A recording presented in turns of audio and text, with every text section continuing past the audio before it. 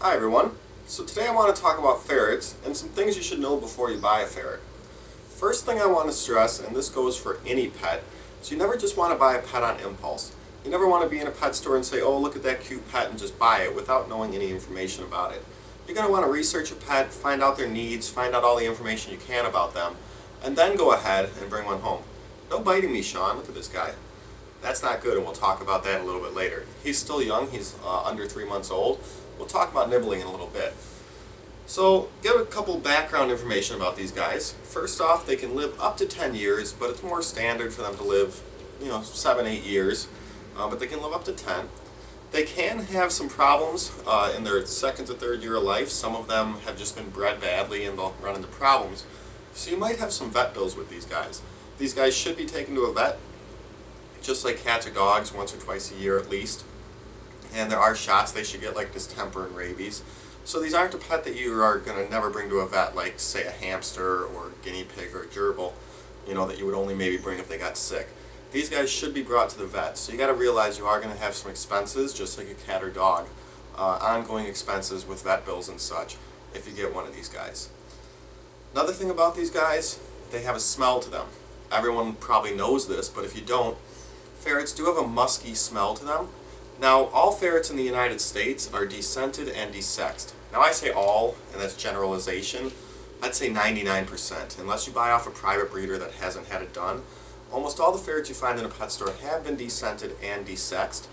But that being said, they have extra scent glands in their face, behind their eyes, kind of in their cheeks, that are not taken out.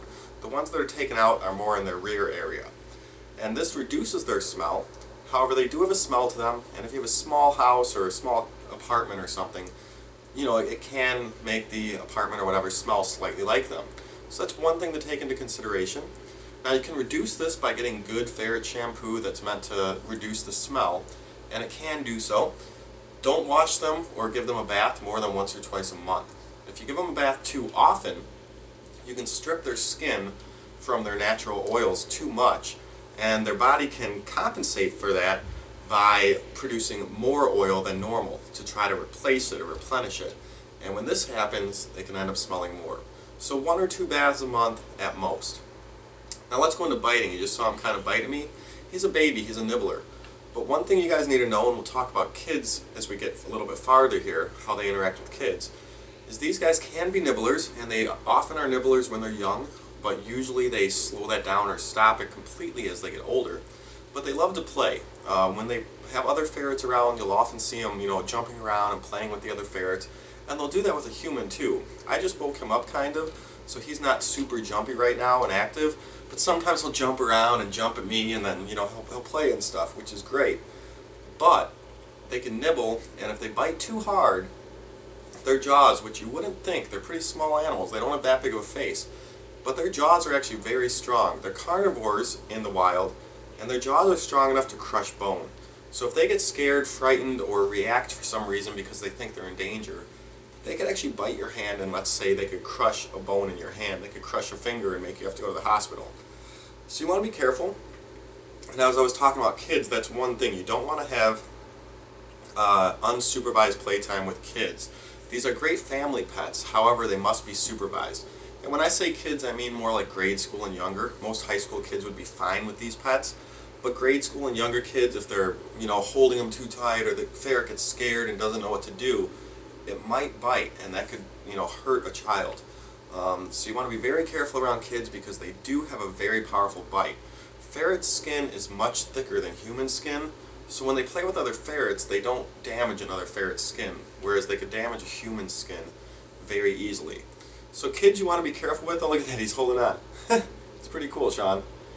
I'm not even holding him. Whoa, one-handed. Alright, so be very careful about biting, and one way to stop biting is they're not like a cat or a dog. A dog, you can yell no, and maybe even give a dog like a little tap and say, hey, no, don't do that. Ferrets are different. If you react that way to a ferret, it's actually just going to make them more angry or more playful. It depends how hard you hit them or what's going on. And they might react by biting harder. Ferrets are different. Let me see if I can get him to bite me again, because he was being a little playful. Now he's licking me. I know he doesn't bite too hard, so I'm not worried if he bites me. Okay, he's kind of biting at me, so he's got my finger. If they're biting you and you don't want them to do that, you scruff them. This does not hurt them, but in the wild, if a ferret got too rambunctious, a parent ferret or another ferret that's playing, that's what they would do. They would scruff the ferret. Bite at me again. Bite? No. He's not doing it. Okay, I wanted him to bite me so I could punish him for it. They would scruff him and they'd sometimes hold him to the ground by their scruff for a second. Over time, if you do that every time they bite, they will learn to stop biting. That's the natural way that other ferrets will react if the ferret's getting too rambunctious or hurting them or something. Now, like I said, these guys are very playful, and you can even let them roam around the house. Lots of people have great success letting these guys roam around the house.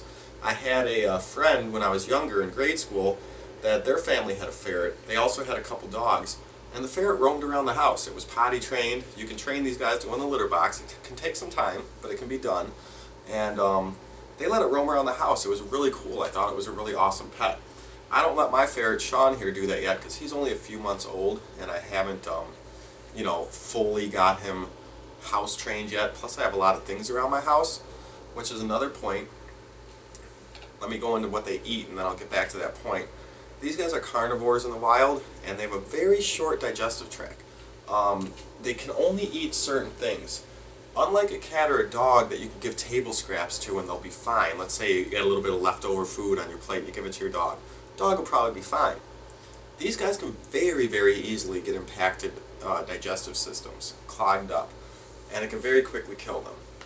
So you never want to give them table scraps, you never want to give them anything unless you're 100% sure, unless you've researched and you know 100% sure that it's safe for them to eat. Because they can get a clogged intestine and that can kill them unless you go get them surgery to get it unclogged, which can be very expensive and it's just not good for the ferret anyways to have to go through that.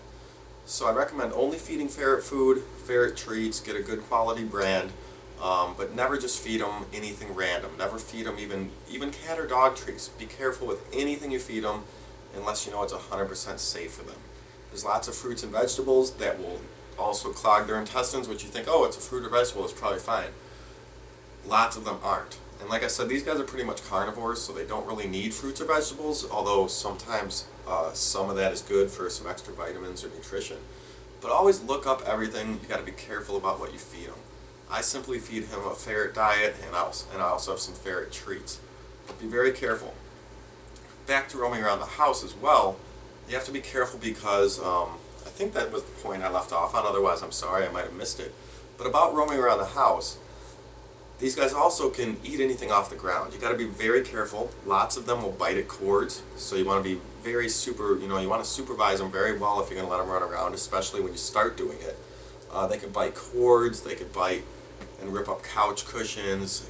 They're very rambunctious. They're very fun, and you just have to watch them. It's kind of like a puppy or a kitten that never grows up. But like I said, some of them can roam the house with no problems. But you need to supervise them very well because they can eat stuff that they're not supposed to eat. Like let's say a coffee bean falls on the ground. These are pretty dangerous for them. If you have a coffee bean that's sitting on the ground, it's a food item, it smells kind of like food. If they eat one of those, it can easily clog them up. And again, you'll have to bring them to the hospital and get them, that surgically removed or it'll impact them. So that's a little bit about ferrets. Basically, about temperature. Normal room temperature is fine for them. They don't like to get too warm, so you don't want to have it too hot. You don't need any type of heating. They're fine in normal room temperature, and they're great pets. They're very fun. Stop biting, Sean. You know you're just nibbling me, but you got to learn not to do that. You can't bite me if I got a closed fist too. Never stick out a finger at their face, because that's going to get them to bite you. If you think they're going to bite you, they can't really bite a closed hand. It's too much flat surface. But like I said, scruff every time they do that. Got to be very diligent about that and do it every time they do that so they start learning not to. I'll go back and I'll talk a little bit more about potty training. These guys in nature are predators, but they're also prey. They eat, they're carnivorous in the wild, but other things can eat them as well. So when they go to the bathroom, they often find a corner or they back up against something so that there's nothing behind them. They feel safe and they will go to, they can see in front of them while they're going to the bathroom. So if you're going to let them run around your house, put a litter box in every corner. They'll usually pick corners to go to the bathroom because that's where they feel safest. They don't have very good eyesight. I think I read somewhere that they can only see a few feet. So you never want to just like go into their cage and grab them without them first seeing that you're there, because they could freak out, turn and bite. They don't see very well, and they're not always looking behind them. So he knows I'm here, so I can touch him behind. He just made a weird noise. I don't know if you heard that. So I can touch him from behind, and he knows I'm here. But you never want to. Made a weird noise again. You never want to just freak him out, though. He's making some weird noises. Hold on. Alright, so you never want to freak him out. You always want to be careful of that. Now these guys sleep about 16, give or take an hour plus or minus a day. So they sleep a lot, but they're great for people that have jobs. That go to work, from the standard 9 to 5 job or 8 to 5 job. They're great for people like that because they should have a big cage. Multiple stories, very big base for them to live in. But they're going to sleep almost all day. They usually wake up sunrise and sunset for a couple hours to play. So if you have a job, they're great for people with jobs because you can leave them in their cage all day long. And then in the morning and nighttime, when you're home from work, you could take them out for an hour or two and, let them play. And even if you let them roam your house, you could lock them up in the cage while you're at work. So they are great for many people for that reason, because of their sleep schedule, sleeping almost all day, and being awake in the morning and at night. He keeps licking me and nibbling on me a little bit. He's not fighting me or playing. I don't know why. I must have some food on my fingers or something. He just keeps licking me. So that's some information about ferrets. Just wanted to give you. I think I told you guys they live about 8 years. And they're great pets. They're very interactive. They're very fun. But these guys are harder to keep than a cat or a dog. Cats, are very simple. They do almost nothing. You don't have to do much for them other than put out food and water and clean their litter box. Dogs you have to take outside and give walks. But these guys need a lot of playtime like a dog. And they need a lot of care and they need a lot of supervision because they are very rambunctious. It's like having a wild animal. They're not domesticated like a cat and dog is. It's pretty much like having a wild animal. He just kind of bit at me. It's like having a wild animal in your house. They're not domesticated really. I mean they're not taken out of the wild. These guys are captive born, but it's basically like having a wild animal. They're part of the weasel family, and they're very cool animals, but I just want to stress that if you're going to get one, just look up a lot of information. They are very rewarding to keep, but at the same time they require a lot of care. So that was a little bit about ferrets. If you guys have any questions, let me know. I'll be doing more videos, and I already have some about clipping their nails and about how to give them a bath and such. So check those out, and I'll have more videos in the future. And if you have any questions about owning a ferret, go ahead and leave a comment, and I'll try to get back to you with an answer as quickly as I can. So we'll see you later. Happy pet keeping.